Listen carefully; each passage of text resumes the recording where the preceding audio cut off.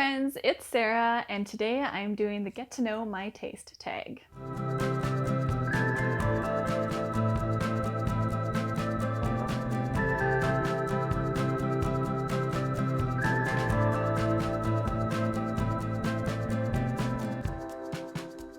So I stumbled across this tag created by Mari from My Name is Marinas on YouTube and Sam from Thoughts on Tomes. I thought it sounded like a fun little thing to do. I haven't done a tag video in a long time. I know they're kind of dormant at the moment, but it's always a good way to get the creative juices flowing. In Mari's video, she talked about how when she watches book content online, she tends to watch creators who are interesting and make like creative content, but whose tastes don't necessarily align with hers in terms of like books. And I definitely feel like that I do that as well. I love creators like Jack Edwards and Books and Lala and with Cindy and Lexi, aka Newly Nova, but I don't always necessarily enjoy the same books as them. So even though I enjoy their content, I'm not necessarily getting great recommendations on the type of books that I would like personally. I also feel like my tastes have been like changing recently, or at least the genres that I've been reading. I've kind of been migrating from YA into more adult books. So I thought this tag would be like a really fun way to explore my own tastes and maybe find some new creators who share the same taste in books as me. So there are 15 questions to this tag, so buckle in. I'm going to try and be succinct, but we'll see where this takes me. First up is, how do you rate books? Give a quick rundown of how you do your star ratings, or if you don't use star ratings, how you evaluate books. So I do use stars. I think they're a good, similar to Mari in her video, I think it's a good like quick peek at like how much would I recommend this book, or how good was this book. I think it's kind of, again, similar to Mari. I feel like we have similar ways of rating books, that it's a combo of like how good was this book and how much did I enjoy this book. So for example, for me, like a 1-star book is like I did not enjoy anything about it. I think it was really poorly done. I might even find it like offensive and think that like it shouldn't have been written. Whereas like a 2-star book is like I didn't like most of it, but there were a couple things that I could be like, maybe someone else would like this, maybe it's just not for me, maybe it's not horribly written, but it's just like not my style. For example, like Canadian Boyfriend, I was like, I could see how someone would enjoy this, but like it just hit all the wrong notes for me. 3 stars is like, it's inoffensive. I didn't hate it, I didn't love it. I read it and I was like, this was fine. I probably won't remember it in a few months. When I look back on like my Goodreads like books I read this year, I'll be like, oh yeah, I forgot about that one. So like it was just fine. And like quality wise, like it was probably like there were some things that I could critique, there were some things that were good. It was just like middle of the road. 4 stars is like, I enjoyed this. This was a good book. There's like some things that I could like pick apart and be like, I didn't really enjoy this so much as this other thing. But overall, it was like, it was good. I had a good time. I really enjoyed it. I would recommend it to people. And then 5 stars is like, this is incredible. This is like a new favorite. I wouldn't change anything about it, even if it's not like technically perfect in terms of like the writing or whatever. It was perfect for me. It was really good. I loved it. I will absorb it into my personality. It'll become a new favorite. So that's just kind of how I rate books. I use Goodreads, so there's not half stars on Goodreads, but I will write like in the comments half stars, and that's usually like not a quality thing. That's kind of more of like my enjoyment. So maybe like a 3-star book, it's like written at a 3-star level where like it's all right, it's nothing exceptional, it's nothing terrible, but I did enjoy it a bit more, so it gets like a 3.5. Or like a 4.5 is like it's almost perfect, but there's just like something that's preventing me from being like, this is a new favorite and I have nothing bad to say about it. A second question is, how do you approach reviewing books? What's your review style? Are you analytical, emotional, casual, or structured? This is something that I've been trying to work on more recently. I'm pretty like emotional and casual, but I have been trying to be a bit more structured and analytical. I've been writing out scripts and trying to pin down like what exactly in a book I did or didn't like. I feel like most of my videos, but especially my earlier ones, are kind of like rambly.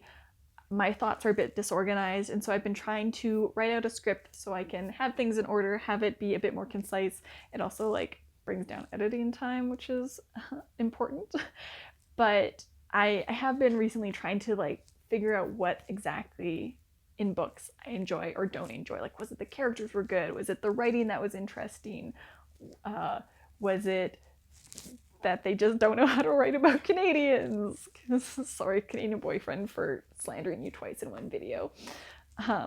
But yeah, I think I would like to be a bit more analytical, but I'm pretty, like when I read books, it's like emotion first, and then it's like, okay, what provoked that emotion? And that is something that I am actively working towards. Number 3 is, what's the book that made you a reader? Whether it was your first favorite or the one that got you hooked, what book started it all?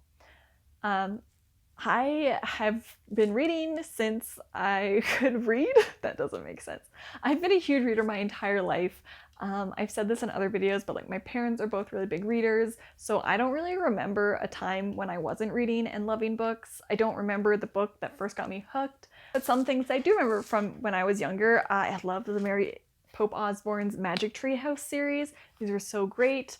I still recommend them when I work at the bookshop. Like, I still recommend them to people. My parents also used to read bedtime stories to me and my brother for like a really long time, like most of my childhood. And some of the series that I remember my dad especially reading to me were like The Secrets of Droon or Akiko, and I loved those, like kind of like sci-fi books, again, like 6 to 8 kind of age range. But those were excellent, and I have a lot of really fond memories around reading with my dad and my mom and my brother at bedtime. Definitely a core memory that lives in me. Okay, number 4, do you have a genre niche? Are there certain genres that you gravitate toward, or do you read widely across genres? I think I read fairly widely.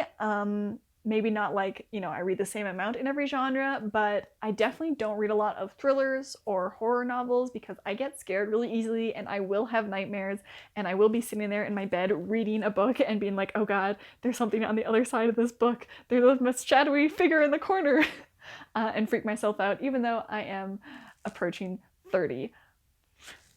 So those ones are basically non-existent in my reading, but I do try and read pretty widely. I used to read a lot of YA. I've kind of moved up past that. I read some fantasy, some sci-fi. I'm trying to get more into that this year. Literary fiction, not as much actually. I need to get more into that this year too. I read nonfiction. I've been reading a lot of romance recently. I don't know. I just read whatever catches my attention. Question number 5 is, do you generally prefer character-driven or plot-driven stories?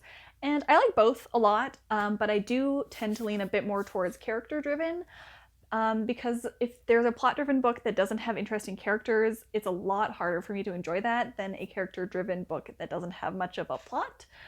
So for example, my last video, I talked about 17. This one's got a lot of plot, but the character in this sucks so much, and I hated reading it.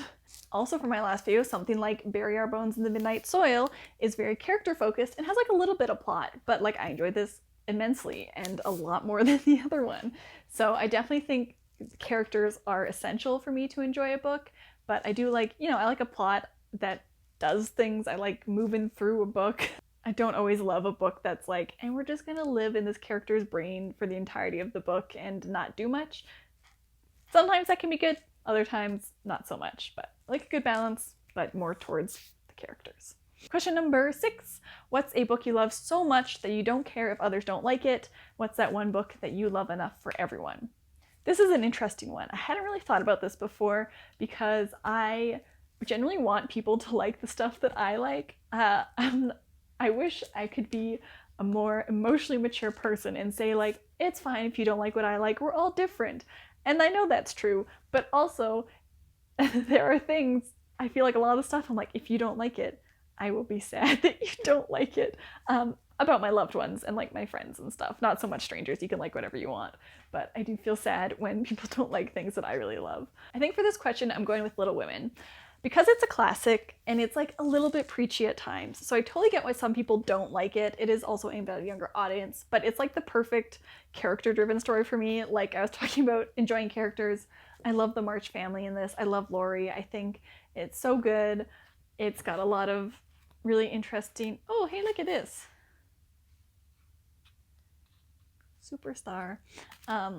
It's got a lot of interesting things happening in it, and even though there's not like, you know, a big like overall plot, it's just kind of like following these characters through their lives as they grow up.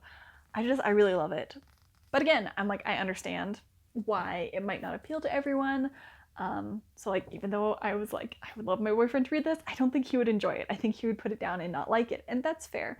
But it was just perfect for me. I read this in grade 7 for some sort of school project. I think we actually made like a Civil War notebook for this. Um, Anyways, I digress, but I've just loved it ever since. I have a whole shelf up there that is just copies of Little Women because I adore it. I've watched the movies, they're great.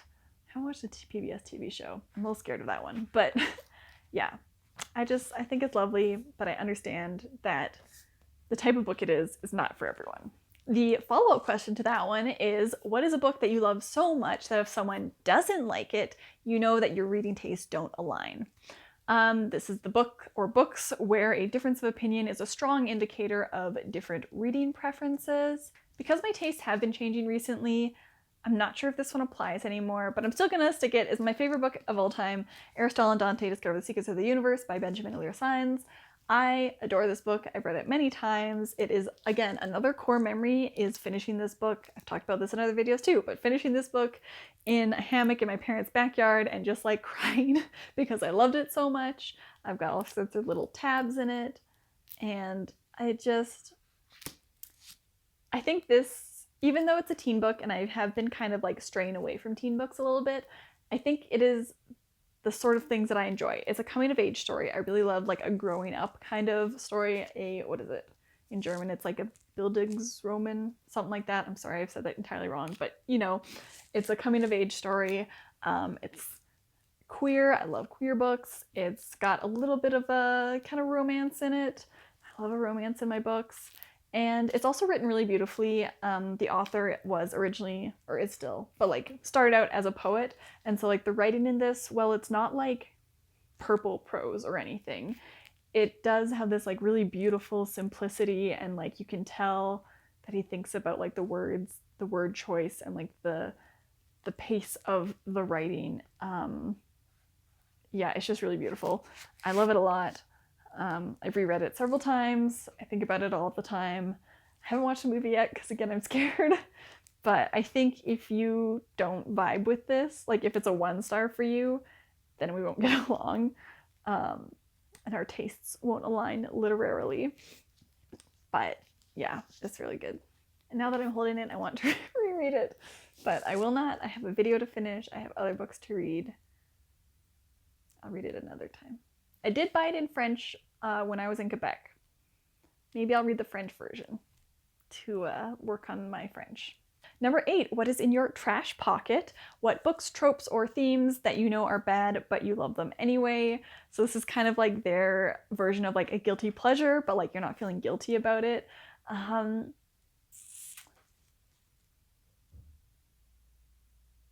didn't think about this one before doing the video. I don't know. I read a lot of historical romances, and some of those can be kind of like, I feel like some of those would go in my trash pocket where I'm like, they're like not really great, but like they're really fun. Like, I can't remember what the series is called, but Alexis Hall has, I think the first one called like Something Fabulous, and those ones are like really silly and ridiculous, and I feel like they would fit in my trash pocket because I'm like, they're not badly written or anything, but they're like just kind of ridiculous and like very silly, and I can definitely see how some people would not enjoy them, but they just like hit something for me and I love them. Maybe this doesn't quite fit into it, but I feel like sci-fi books that are about like a cast of misfits on a ship and like building a found family thing, well, I don't think that is a trash pocket thing in itself. I think having that in a sci-fi will allow me to like give it a lot of grace. So like Cascade Failure and Gravity Lost by L.M. Sagas, I'm like, I don't know if they were like the best written, but they had that trope and I really enjoyed the characters. And so even though I was like, probably a lot of people wouldn't like these, or if you're like a huge sci-fi person, it probably isn't for you, but like I really enjoyed it and could overlook all of the bad things because I just love that trope so much. Like, I blame Firefly for my love of the found family on a spaceship, but I think that's something as well that just excuses a lot of trashy things for me. All right, number 9. Do you have any deal breakers in books? Something that, if present, immediately turns you off from a book? Pregnancy tropes. Pregnancy tropes, especially surprised pregnancy tropes. I hate it with a burning passion in romance books. I know it can serve its purpose in more like literary fiction. In romance books, it just turns into a horror story for me. I've had at least one romance book that I've read drop a whole star rating because of a surprise pregnancy trope right at the end. Like, it was, I think, maybe like 4 stars, and I dropped it down to 3, maybe even like 2.5, because I just hated that so much. Yeah, I don't want to read about pregnancy in romances especially, and it's like real thin ice in other books as well if the main character is pregnant. Not my cup of tea at all. Number 10 is, what is a strong opinion you have about a book released within the last year, whether it's overrated, underrated, or just a take that you need to share? I feel like this should be easy because me and my coworkers talk about our like bookish hot takes nonstop because I work at a bookstore, and so we're always like, did you hear about this? And then someone's got some sort of opinion about something, which is great. But okay, maybe here's my take. I'm looking at, I read A Fragile Enchantment by Alison Saft, which was really good.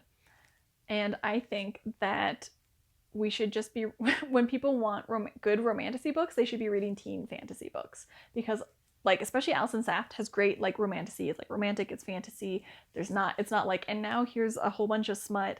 I know that's what a lot of people are looking for. But if you don't care about the smut and you just want a good romantic fantasy, a fantasy with, like, a good romance in it that balances both equally, I think teen fantasy is a place to go. Like, I'm thinking of things like Graceling, where it's like mostly fantasy but it has like a really good romance woven through it, or like the Cinder series, the Lunar Chronicles, or what else, The Falconer, also great. Any like Margaret Rogerson books also have great romances. I think, I know this isn't about a specific book, but I think if you want an actually good romantasy that's not just the same thing over and over full of smut, I mean, if that's what you want, then like go read Sarah J. Maas and all the of this, and this. If that's what you want, like go for it. But if you're like me and you're like, I love the idea of romantasy, but I don't like all the smut and how they're all just kind of like the same book over and over again, I think teen fantasies is still the place to be. That's my hot take. Number 11, what do you look for in writing? What makes a book stand out to you? Is it prose styles, themes, voice, structure, or something else? Yes, all of the above. I'm not like super picky about writing, but I do enjoy poetic books, like I said, like Aristotle and Dante, or even things written by Alex E. Harrow. She writes very beautifully, very poetically without it getting in the way of things, or John Green, like the Anthropocene Reviewed, Fault in Our Stars. So many iconic lines. But I also really enjoy like simpler writing that's just really engaging, like romance books like Emily Henry or Rachel Lynn Solomon, or even like Richard Wagamese. It's like simple, but it's very interesting and engaging and has like a strong voice to it as well. And I think, again, this is part of me trying to like become a bit more analytical, find out like what exactly it is that I enjoy in books. Because there are some books like Allie Hazelwood, I don't like Allie Hazelwood's writing. It's too cringy. I don't like cringy writing, I guess, but I'm not quite sure what makes a writing style that I do enjoy other than the things I've already mentioned. Number 12, how do you decide what to read next? Do you plan ahead? Do you mood read? Or do you follow external factors like hype, recommendations, arcs, etc.? I am definitely a mood reader, but sometimes when I don't know what I'm really in the mood for, I will just look on my library app and read whatever is due back at the library next. I do also take part in the Magical Readathon hosted by G over at Book Roast twice or sometimes thrice a year, so that adds some structure to my reading as well when I'm just kind of like, I don't know what I want to read anymore. It's like, well, here's a list of books you have to read in the next month, and that gives me a bit more like narrowing down of things, which is good. But normally I'm just a mood reader. Sometimes it's hype, sometimes we'll get a new book in and I'm like, well, I have to read that right now and ignore everything else I have on my TBR. But yeah, it's just like whatever I'm feeling. Number 13 is, where do you get inspiration for your BookTube content? What sparks your video ideas, other creators, trends, personal reading experiences? Sometimes it is watching other creators and seeing what fun things they're coming up with. Sometimes it's just like, I'm reading this book and I want to talk about it. Or like I had a video a few weeks ago that was like, I accidentally got a whole bunch of gothic or like dark academia books from the library. So like I'll just read them all together and we're just going to talk about some dark academia books. Yeah, sometimes it's just like what's happening in my life. Like I went on vacation, I took books with me. Here are the books that I'm taking with me. Here's what I ended up reading while I was at an all-inclusive resort. It depends. Sometimes I will read like a bunch of books that are kind of within a theme around the same time, and so like that's a pretty natural video to make. Sometimes it's a specific book where I'm like, I have a lot to say about this, and it's going to be a whole video all by itself because it's really bad or really good. And then yeah, like sometimes it's just like this type of video has done well for me in the past, so I will just make another one. Like the little free library videos get a lot of views and they're really fun to do, so I'm like, I'll just make more of those. When I don't know what to do, I'm like, oh, let's go pick up more books or get rid of some more books at a little free library. Question 14, if you could make any book go viral right now, what would it be? This is a book that you think deserves more attention and why. I was having a hard time thinking about this one too, but I think anything by Andrew Joseph White. My favorite of his is The Spirit Bears Its Teeth. Maybe I'm just like not on the right side of the book internet, but I'm really obsessed with his work and I don't think enough people are talking about how talented he is. It's kind of like he writes like body horror novels for teens. And like I said, I get really scared easily and usually I can't read horror, but there's something about his work that is just so good that it like, I can get past my squeamishness to just enjoy the themes that he's talking about in his books. So I think more people need to get on that train, even if you like don't like gross out things, even if you don't like horror usually. I think you should give his stuff a try because I think he is just uniquely talented and he's writing these books like no one else is, and they're engrossing and they're gross and they're just really fascinating kind of like analogies for the trans experience, and they're excellent. I think about his books a lot. Also, The Deep Dark by Molly Knox Ostertag is being slept on, I think. This is the first graphic novel that made me cry, and it still like almost brings a tear to my eye when I even like think about it. It's that good. The art is beautiful. The story is incredibly moving. And I just like, I feel like people know about it, but like everyone should read it. It's amazing. It's so incredible. And the final question is, who are some booktubers with reading tastes similar to yours? This is also something that I've kind of struggled with. Read by Zoe, I think we had pretty similar tastes, but she hasn't been on BookTube for several years now. Haley in Bookland has also recently been taking time away from the platform, but we had similar tastes. And then Jenny from This Story Ain't Over, she also, I think, has kind of similar tastes to me, and she's also kind of on a journey of moving from like YA to adult fiction. So I feel like we're a little similar in that way, but like, I don't know, I've been kind of struggling to find people who share my taste, and I think it's just that like my taste is really varied and I'm not in a niche, which makes it harder for me to find people who read like me in terms of like content to watch as well as viewers. So if you know of any YouTubers who have similar tastes to me or who enjoy any of the things that I like talked about, let me know down in the comments. I'm always looking for new creators to follow and to watch on YouTube, but I don't know, I feel like I haven't quite figured out what to look for to really narrow down on that. But anyways, those are the 15 questions. That is the get to know my taste tag, or maybe I feel like it should be called the taste test tag. Anyways, I'm not the creator, so I don't get to name it, but hopefully that kind of gives you a little bit of a better idea of what kind of books I like to read. Let me know if your taste aligns with mine a lot or if it's pretty different.